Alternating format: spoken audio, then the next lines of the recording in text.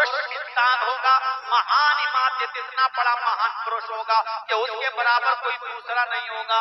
वरुण तपस्या, वो अल्लाह का बहुत ही ज्यादा नाम लेने वाला होगा। वरुण तपस्या प्रसाद, वो ईश्वर का, वो अल्लाह का बहुत ही ज्यादा नाम लेगा। जब वो आ जाए तो उसी की कुटिया में चले जाना, जब वो आ जाए तो उसी के मजहब में शामिल हो जाना, जब वो आ जाए तो उसी की शिक्षा को ग्रहण कर लेना, जब वो आ जाए तो उसी की शिक्षा को एक्सेप्ट कर लेना। प्रस्ताव यज्ञ आया, स्वर्ग में जाने का, पैराडाइज में जाने का, जन्नत में जाने का मोहम्मद के रास्ते के अलावा कोई दूसरा रास्ता नहीं होगा। अज्ञान एक किरत मोह मदांधिकारम नाशम, उनका नाम मोहम्मद होगा। वो इस धरती पर जब आएंगे तो उनके आने के बाद अंधिकारम नाशम, दुनिया में जितना भी अंधेरा होगा वो नाश हो जाएगा। मोह मदांधिकार नाशम, मोहम्मद अंधेरे को दूर कर देंगे, सारे गुनाहों के कामों को मिटा देंगे। मोहम्मद रसूलुल्लाह के आने से पहले कौन सा गुनाह ऐसा था जो इस धरती पर नहीं होता था?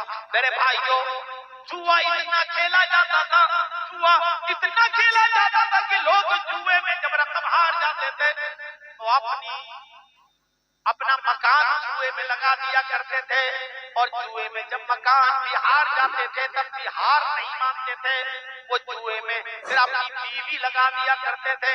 साधु बात पड़ी अल्लामा इब्न क़य्यिम की, जब वो अपनी बीवी भी जुए में हार जाते थे तब भी हार नहीं मानते थे, वो अपनी जवान बेटी भी जुए में लगा दिया करते थे। घर दौलत हार गए, मकान हार गए, बीवी हार गए, और बेटी भी जब जुए में हार जाते थे तब कहते थे लोगों अब मैं अपना सब कुछ हार चुका हूँ, तब वो हार मानते थे। ये अरब का हाल था। मोहम्मद रसूलुल्लाह सल्लल्लाहु अलैहि वसल्लम के आने से पहले इतना जुआ खेला जाता था, और शराब तो इतनी पी जाती थी, इतनी पी जाती थी कि उनके घर में जब कोई बच्चा पैदा होता तो सबसे पहले उस बच्चे के हलक में शराब के कतरे डाले जाते, और बाप अपने बेटे के मुंह में शराब की बूंदे ड्रॉप डालता, कतरे डालता, और फख्र करता कि मेरा बेटा सबसे पहले इसके मुंह में शराब गई है, खानदानी है, नाम रोशन करेगा, मेरा बेटा भी शराबी बनेगा। इतनी शराब पी जाती थी। हम लोग खाना खाते वक्त दस्तरखान पर पेप्सी और थम्स-अप की बोतल रख लेते हैं। अरब के लोग जब खाना खाते थे तो दस्तरखान पर पानी की जगह पर शराब की बोतलें रख लिया करते थे, और जब खाना खाकर खाने का लुक़्मा अटक जाता था तो बजाय पानी पीने के वो शराब से उतारते थे। शराब इतनी पीते थे कि शराब के नशे में वो भूल जाते थे कि मेरी बीवी कौन है और मेरी बेटी कौन है। अहमद की रिवायत के मुताबिक एक सहाबी ने जब शराब हराम नहीं हुई थी तो इतनी शराब पी ली कि शराब के नशे में वो अपनी बेटी का हाथ पकड़ लिए। नौजवानों, ये शराब कितनी बुरी चीज है। ये नेपाल के हर चप्पे चप्पे पर, कोने कोने पर मिलती है।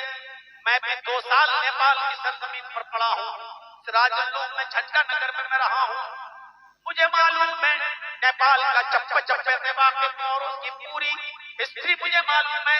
पान की दुकानों तक में शराब खुलेआम बिकती है।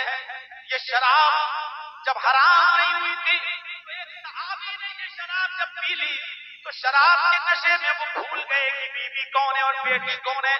उन्होंने बेटी का हाथ पकड़ लिया और उसी को खींच कर वो बंद कमरे में ले जाने लगे। बीवी को पता चला, दौड़ती हुई आई, उसने अपनी बेटी को छुड़ाया और शौहर को धक्का देकर कमरे में बंद कर दिया। 2-4-5 घंटे के बाद जब शौहर के शराब का नशा उतर गया तब उसने अंदर से दरवाजा खटखटाया। बीवी ने दरवाजा खोला तो वो बीवी को पीटने लगा।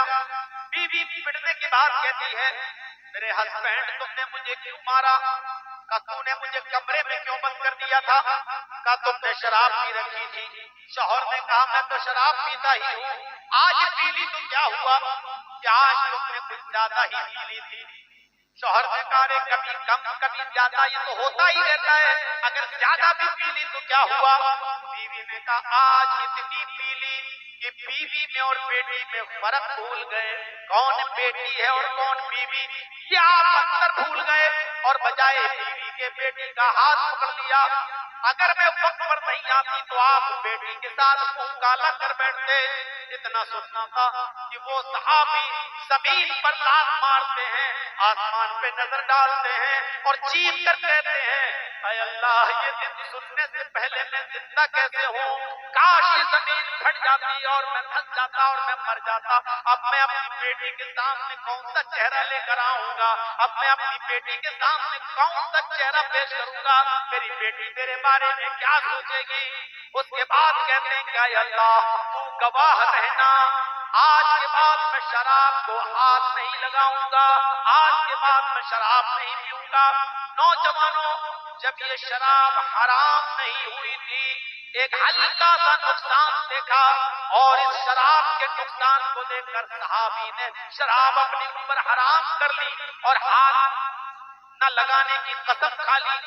जब शराब हराम नहीं हुई थी तो लोग छोड़ देते थे, और जब ये शराब तुम्हारे नबी ने हराम कर दी तो इससे कितना बचना चाहिए, इससे कितना परहेज करना चाहिए, इससे हमें कितना दूर रहना चाहिए। शराब इंसान की अकल को ढांप लेती है और इंसान की अकल से बड़े और छोटे की तमीज शऊर को निकाल देती है। शराब के नशे में आप घर में घुसेंगे, आप अपनी माँ को गाली देंगे, आप अपनी बहन को गाली देंगे, आपकी नजर में माँ माँ नहीं, बाप बाप नहीं, बीवी बीवी नहीं, बहन बहन नहीं। शराब के नशे में आप भूल जाएंगे। शराब छोटे और बड़े की तमीज को भुला देती है, अकल को खराब कर देती है। इसलिए नौजवानों, शराब को हाथ लगाओ। अरब की सरजमीन पर शराब इतनी पी जाती थी कि लोग शराब के नशे में बजाय बीवी के बेटे का हाथ पकड़ लेते थे। जुए की कैफियत तो मैंने बता दी, जिनाकारी आम थी, कोई बुराई नहीं थी, बल्कि निकाह ही ऐसा होता था। बुखारी पढ़िए किताबुल जनाइज में, ज़माने जाहिलियत में निकाह की फहरिस्त है। एक आदमी निकाह करके लाता था, बीवी मेरी निकाह करके लाया, लेकिन वो उसके साथ शबे तुफाफ नहीं मनाता था। पहली रात अपनी बीवी को लेकर आया, लेकिन अपनी बीवी के साथ पहली रात नहीं सोता था। नहीं नहीं, शादी तो मैंने कर ली, बीवी तो ले आया, लेकिन वो अपनी बीवी को किसी दूसरे नौजवान के, अपने दोस्त के हवाले कर देता, लो इसको ले जाओ, इसको अपने पास रखो, और जब ये हामिला हो जाए, तुमसे प्रेग्नेंट हो जाए, तुमसे जब ये प्रेग्नेंट हो जाए तब मेरे हवाले कर देना। बुखारी के अंदर लिखा हुआ है कि वो अपने दोस्त के हवाले अपनी बीवी को कर देता था, और जब वहां पता चलता कि मेरे दोस्त से मेरी बीवी प्रेग्नेंट हो गई, तब वो इसको इसके हवाले कर देता और ये उसको अपनी बीवी बना लेता। ऐसा इसलिए किया जाता, इस अकीदे के साथ किया जाता कि ऐसा करने से बच्चा नेक पैदा होगा। ये उनकी सोच थी, ये उनकी सोच थी कि ऐसा करने से बच्चा नेक पैदा होगा, ऐसा करने से बच्चा। दूसरा निकाह ऐसा था, 3, 4, 5, 6, 3 से ज्यादा और 10 तक आदमी एक ही औरत के पास जाते थे और उससे हम बिस्तर होते थे, ज़िना करते थे। कभी 3, 4, कभी 5, कभी 6, कभी 7, कभी 8, 9, 10 से ज्यादा नहीं।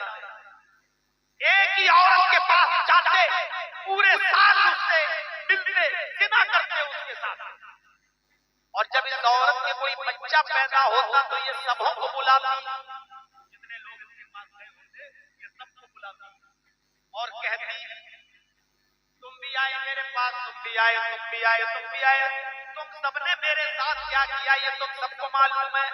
सब लोग कहते हाँ मैं जानता हूँ। तो अब ये मेरे बच्चा पैदा हुआ है, अब इस बच्चे को मैं बाप दूंगी और मैं इस बच्चे की माँ बनूंगी, तो इस बच्चे का एक बाप भी होना चाहिए।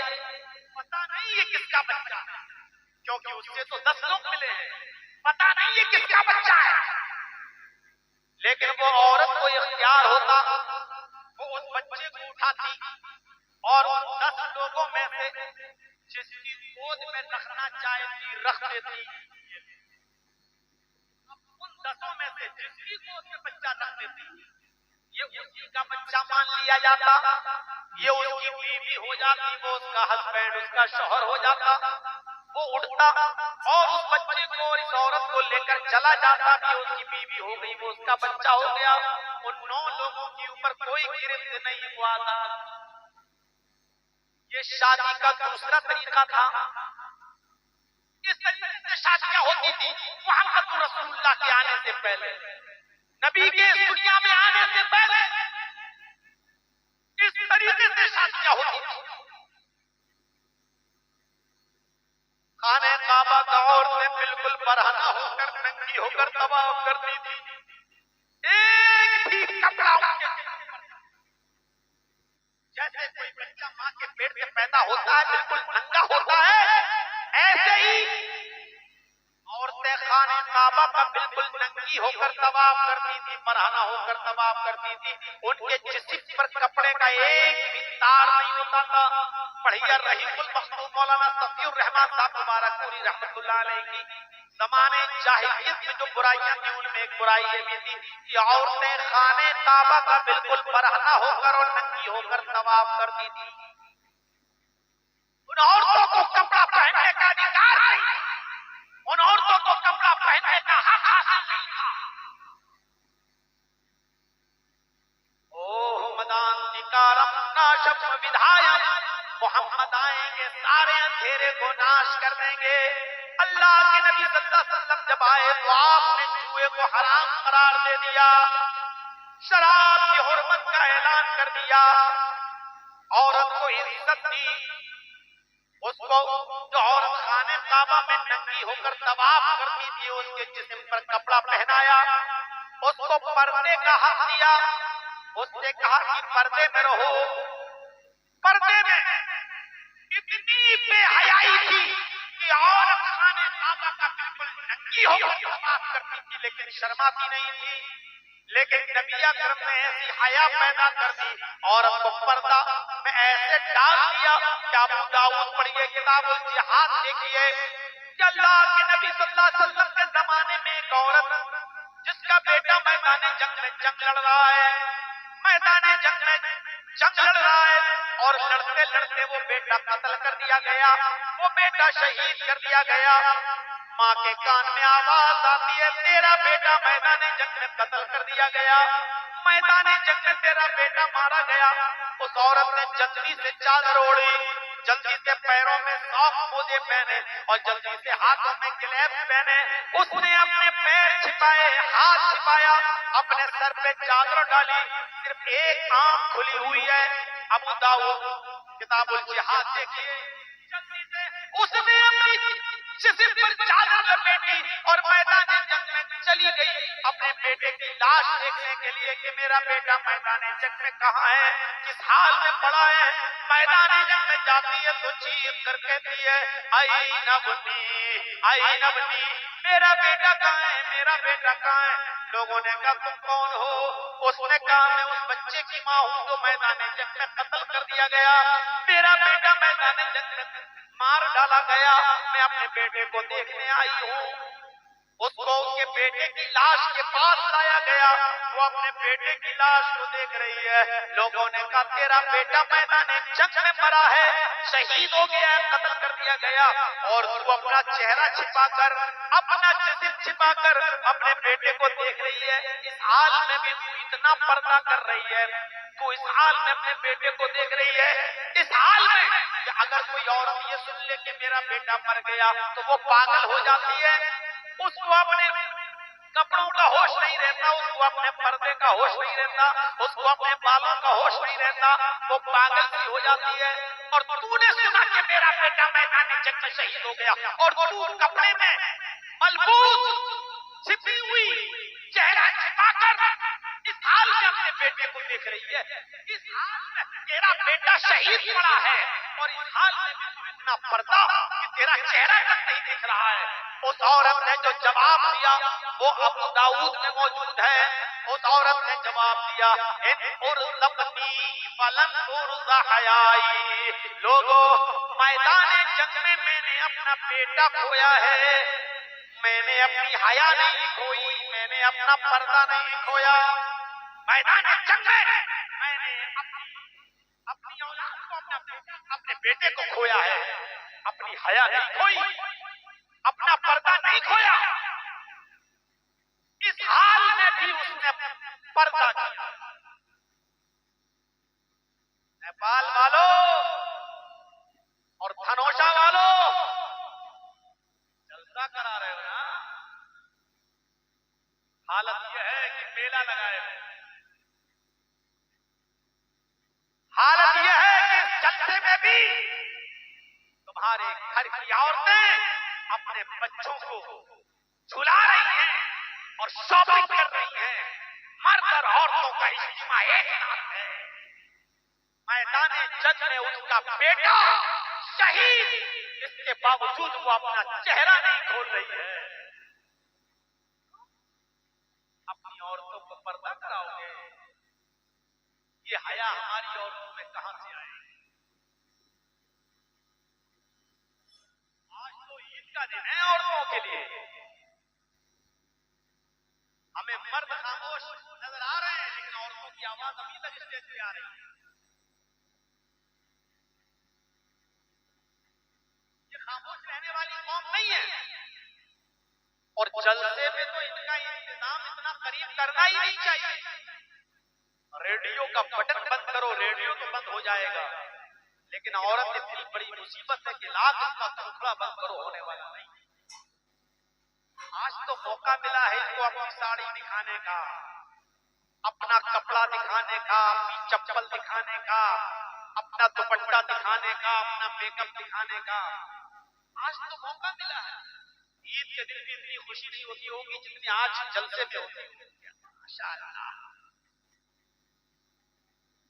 माशाअल्लाह, कुछ तो देखो, इतनी मेहनत से आपने जलसा किया और एक चीज आपने गलत कर दी, ये मेला नहीं लगाना चाहिए। जलसे में मेला होगा तो आप क्या समझेंगे कि वहां ईद के लिए लोग जलसा सुनने आएंगे? मेले में मैं नहीं जानता हूं कि आपके हाल क्या है। बिहार के जलसों में मैंने देखा है कटिहार, पूर्णिया, रहिया, मेले और ठेलों की वजह से उन जलसे इतनी बुरी तरीके से खिलाफ हुए हैं कि कई जलसों में मैंने देखा जलसा खत्म होने के बाद लड़के और लड़कियों को पकड़ा गया खेतों में, मेलों में, और बाकायदा उनको बिठाया गया है। सुबह होकर उनकी पंचायतें बिठी हुई है, बिठाई गई है, तो क्या सजा दी जाए? रंगे हाथ जलसों में पकड़ा गया है। ये मेले लगाओगे तो बेपर्दगी फैलेगी, बेहयाई फैलेगी, बेशर्मी फैलेगी। आप क्या समझते हो कि औरतें चूड़ियां खरीदने नहीं जाएंगी मेले में? जलेबियां भी खरीदेगी और वहां जाएंगी जहां मर्दों की भीड़ ज्यादा। क्या करना? मैं एक मिसाल देता हूं, बहुत भौंडी मिसाल, नहीं देना चाहिए लेकिन क्या करूं, दिल नहीं मानता, दे देता हूं। जैसे एक कुतिया के पीछे 10-10 कुत्ते लगे रहते हैं ना, यही हाल जलसों का भी होता है। एक एक लड़के के पीछे 10-10 हमारा कुत्ते घूम रहे हैं। नहीं देना चाहिए मिसाल, लेकिन देना पड़ता है। जानता हूं कि अब होम्योपैथिक दवा से तुम्हारा मर्ज ठीक नहीं होगा, इसलिए ऑपरेशन करना पड़ रहा है। जलसों में मेले लगाएंगे।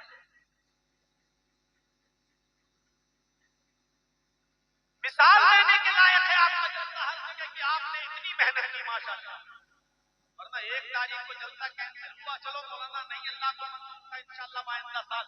आपने फौरन 15 दिन के अंदर अंदर दूसरा प्रोग्राम रख दिया कि आपके जज्बात को मैं सलाम करता हूं, सलाम आपके जज्बात को, इतना शौक आपका, लेकिन आपने एक चीज गलत कर दी, जलसे में मेला लगा। अब आप कहेंगे लोग मानते नहीं है, सबकी रोजी रोटी जुड़ी हुई है, तो क्या शराब का ठेका भी अलग बात हो गई? सबकी रोजी रोटी जुड़ी हुई है। हमारे साहब कह रहे थे सबकी रोजी रोटी जुड़ी हुई है, तो शराब बेचने वाला भी तो शराब बेचता है, वो भी आप शराब की दुकान खोल ले, आप खोलने दोगे?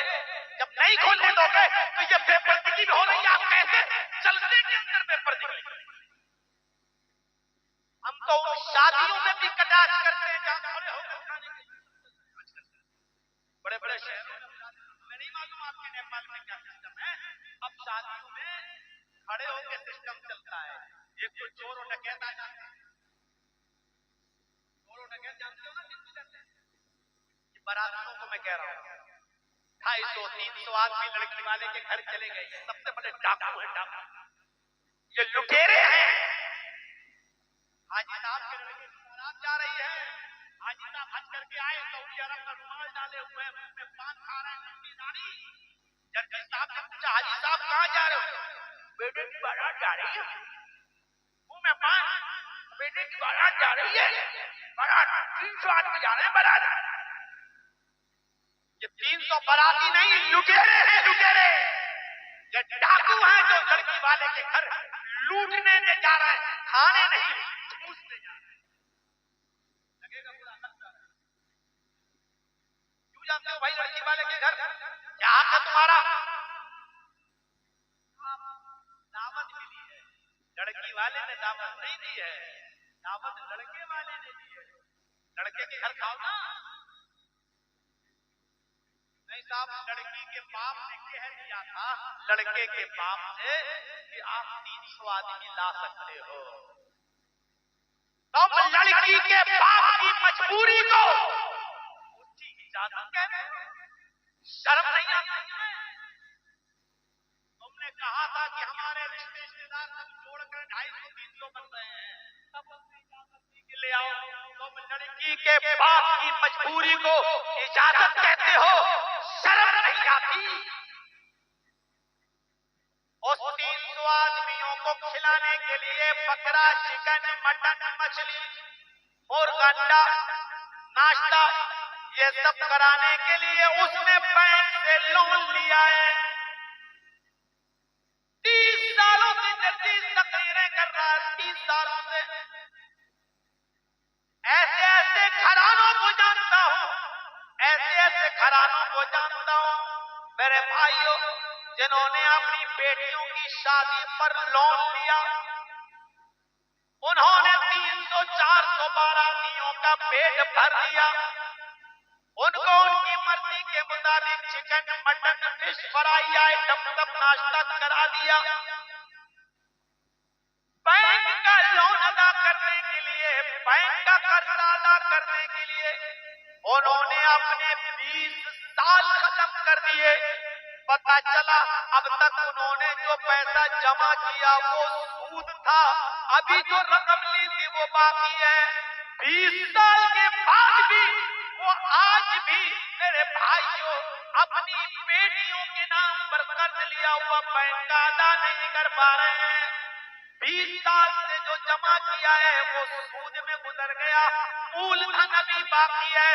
वो बेटे को लड़की वालों के यहाँ किस मुंह से खाने चले जाते हो? तुम्हारा कलेजा कितना बड़ा है? तुम लड़की के घर बैठकर कैसे अपने हलक से पानी उतार लेते हो? तुम चिकन और मटन का आइटम कैसे उतार लेते हो? तुम्हारे पेट में जाने के बाद कैसे वो हजम हो जाता है? तुम्हारी गैरत क्यों नहीं जाती? तुम्हें शर्म क्यों नहीं आती? तुम लड़की वाले के यहाँ कैसे खा लेते हो? तुम्हें हया क्यों नहीं आती? तुम्हें शर्म क्यों नहीं आती? आज भिगो भिगो के मारो। कैसे लड़की वाले क्या ठूस लेते हो? शर्म नहीं? कैसे तुम्हारी? अरे मौलाना साहब, हम क्या ठूस लेते हैं? मौलवी साहब ने तो ठूस लेते। मौलवी तो सबसे पहले चला जाता है। आप उसको तो 1000 रुपया मिलेगा निकाह कराने का। अब 10,000 कितना? 12 नेपाली 12। हमारा ही इलाका ठीक है भैया, आप लोग बहुत आगे बढ़ गए। 12,000 निकाह पढ़ाने का ठीक है, चलो मौलवी को आप दे रहे हैं। अब आप कहोगे लो मौलवी के नाम पे आई, कितनी जल्दी मौलाना साहब ने अपनी बिरादरी को बचा लिया, कितनी जल्दी बचा लिया। मेरे भाइयों, मैं इसको बचा नहीं रहा हूं, मैं ये कह रहा हूं इन सारे उलमा को अब मीटिंग करनी चाहिए और तय कर लेना चाहिए कि जिस जगह पर ये 200, 250, 300 आदमियों की बारात होगी, उस जगह हम निकाह पढ़ाने नहीं। ये बारात का सिलसिला खत्म होना चाहिए, जहेज की डिमांड खत्म होनी चाहिए। जिस जगह पता चल जाए कि लड़के वाले ने बाइक मांगी है, मौलवी को चाहिए उस जगह निकाह ना मौलाना साहब मैं नहीं जाऊंगा, दूसरा पढ़ा देगा, उसका बाइक काट दो, दूसरा पढ़ा देगा। ये चीज होनी चाहिए। शादियों को आसान करो। अल्लाह के नबी जनाब मोहम्मद रसूलुल्लाह सल्लल्लाहु अलैहि वसल्लम ने इन तमाम चीजों में आसानियां पैदा फरमाई। ये दीन जहां दीन तौहीद है, ये दीन जहां दीन रिसालत है, ये दीन जहां देरों को और बुराइयों को खत्म करता है, ये दीन जहां बेशर्मियों बेहयाई को खत्म करता है, ये दीन वहीं पर आसानियां भी पैदा फरमाता है। आसानी पैदा करो, आसानी। अल्लाह के नबी के पास एक औरत आई, सुनो नौजवानों, हंसी, एक औरत आई और आकर बैठ गई। बुखारी की रिवायत किताबुन निकाह। अल्लाह के नबी ने कहा कैसे आना हुआ? वो कहती है आपसे निकाह करना चाहिए। कहती है कि मैं अपने आप को रही हूं आपके लिए, मैं आपको शादी करना चाहती हूँ। आप चुप हो गए। उस औरत ने दूसरी बार कहा अल्लाह के रसूल मैं आपसे निकाह करना चाहती हूँ। आप फिर खामोश। उसने तीसरी बार कहा अल्लाह के रसूल मैं आपसे निकाह करना चाहती हूँ। आप तीसरी बार भी खामोश। वहां बहुत से साहबा बैठे थे, एक साहबी बोले जैसे मैं बैठा हूँ आपके सामने और आप बैठे मेरे सामने, ऐसे अल्लाह के नबी के सामने चंद साहबा बैठे थे। उनमें से एक साहबी को जरूरत थी शादी की। उन्होंने कहा अल्लाह के रसूल वो आपसे बार बार कह रही है मैं आपसे निकाह करना चाहती हूँ, आप बोल ही नहीं रहे। अगर आपको जरूरत नहीं है तो मेरा करा दीजिए। अगर आपको जरूरत नहीं है तो मेरा करा दीजिए, मुझे तो जरूरत है। अल्लाह के नबी ने कहा तुम्हें जरूरत है निकाह की? कहा देखो मैं तो नहीं कर सकता हूँ, लेकिन अगर तुम करना चाहते हो तो मैं इससे बात करता हूँ। अरे औरत मैं तो अब नहीं करूंगा निकाह, लेकिन ये तैयार है क्या इसके साथ शादी करेगी, इसके साथ निकाह करोगी? सीधा सा जवाब, अरे अल्लाह के रसूल आई तो आपके लिए थी, लेकिन अगर आप नहीं करना चाहते हैं तो इसके साथ कर दीजिए, जबरदस्ती नहीं। इस हदीस से कितने मसले पता चल रहे हैं। कोई लड़की भी किसी लड़के से डायरेक्ट कह सकती है कि मैं आपसे शादी करना चाहती हूँ। लड़का भी कह सकता है किसी लड़की से कि मैं तुमसे निकाह करना चाहता हूँ, लेकिन एक बार, उसके बाद जिंदगी भर जब तक शादी ना हो जाए तब तक मोबाइल पे बात मत करना, वो गलत है। और अगर बात करना बहुत ही जरूरी है, बगैर बात किए हुए रह नहीं पा रहे हो तो कम से कम निकाह करो। लेकिन निकाह करोगे नहीं, अभी मोटरसाइकिल देने को है नहीं इसके पास, और सादा निकाह करेंगे नहीं। उस औरत ने कहा कि आपके लिए आई, आप नहीं कर रहे हैं तो इसके साथ कर दीजिए। अल्लाह के नबी ने कहा कि ठीक है, तुम मेहर क्या दोगे अपनी बीवी को? मैं इसके साथ तुम्हारा निकाह कर दूं, क्या दोगे तुम मेहर? आपने लड़की से नहीं पूछा अरे औरत तेरे पास जहेज कितना है, इसको क्या मिलेगा? आपने उससे नहीं पूछा, आपने उससे पूछा साहब रसूल से इसको क्या दोगे? और नौजवानों जरा इधर देखिए, उठा के चल दिए माशाअल्लाह। कहाँ जा रहे हो? घर? अब तो चाची भी सो गई होगी, क्या करोगे जाकर? थोड़ा सा मैं चौंकाता भी रहता हूँ ताकि नींद खुल जाए आपकी। तो मेरे भाइयों उसने कहा हाय अल्लाह के नबी सल्लल्लाहु अलैहि वसल्लम, आपने पूछा इसको क्या दोगे मेहर? कुछ है देने को? हदीस के अल्फाज बुखारी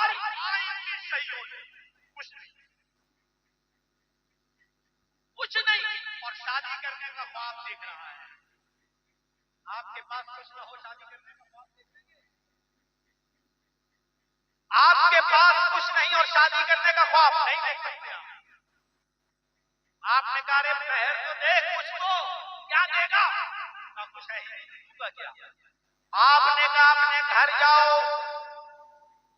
और देखो कुछ मिल जाए तो लेकर आओ। वो घर गए और घर पे वापस आए, कहते हैं माँ वजदतु शैअन। आपने उनसे कहा अल्लाह के रसूल जब कुछ है ही नहीं तो बार बार क्यों भेज रहे हैं? का इन तमिल खातम मिनल हदीद, लोहे की अंगूठी मिल जाए तो वही ले आओ। लोहे की, सोने की नहीं, चांदी की नहीं, लोहे की। अभी आप दुकानों पे चले जाए तो मिल जाएगी 4-5 रुपए की लोहे की अंगूठी, सस्ती। आज के जमाने में भी 4-5 रुपए की मिल जाएगी, 10 रुपए की मिल जाएगी।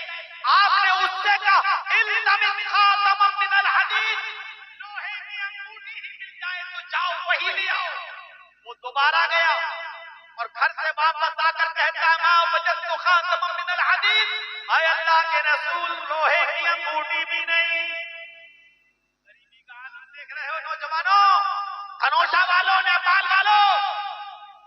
उसके घर में 5 रुपए की उस जमाने की लोहे की अंगूठी भी नहीं। कहता अल्लाह के नबी लोहे की अंगूठी भी नहीं मिली। आपने कहा तो गैर महर के कैसे निकाला? कुछ भी नहीं है। कहने लगा एक चीज है मेरे पास। सुनो नौजवानों, क्या? कहता एक चीज है मेरे पास। आपने कहा अच्छा बताओ क्या है, जल्दी बताओ क्या है?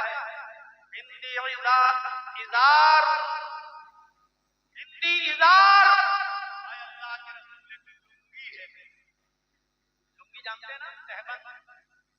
एक लुंगी है, जब घर पे जाता हूँ सोने लगता हूँ तो उसको लपेट लेता हूँ, यानी लुंगी पहन के मैं सो जाता हूँ। यानी नई लुंगी नहीं है, पुरानी, वही पहन के सोता हूँ।